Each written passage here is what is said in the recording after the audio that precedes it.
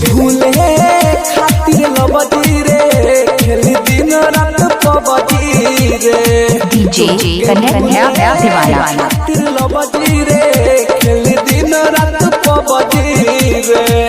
ओखिया जागता निक न लागता ओखिया जागता निक न लागता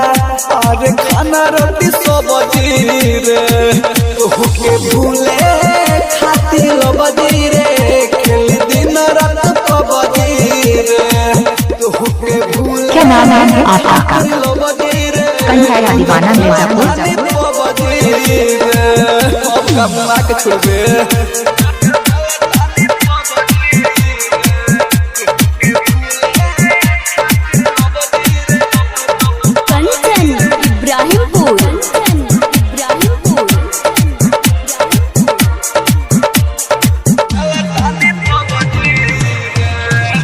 भरवा घरवा छोड़ी रही बहरा रे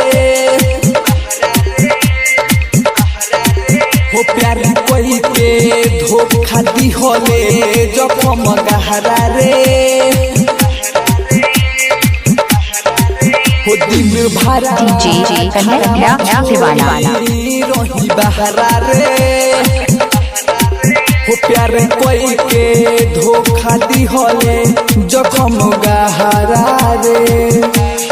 सुन तोरा चक्कर में पिटता रे बाबूजी रे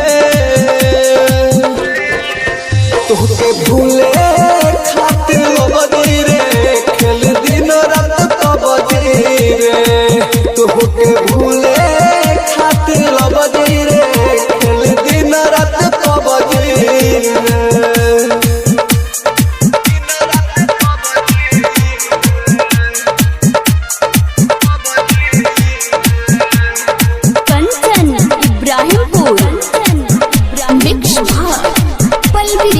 स्टूडियो मछिया मोड़।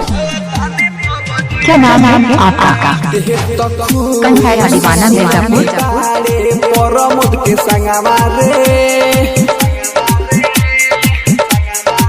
होवा के देखू रोज पीले बिसकिया रमावा रे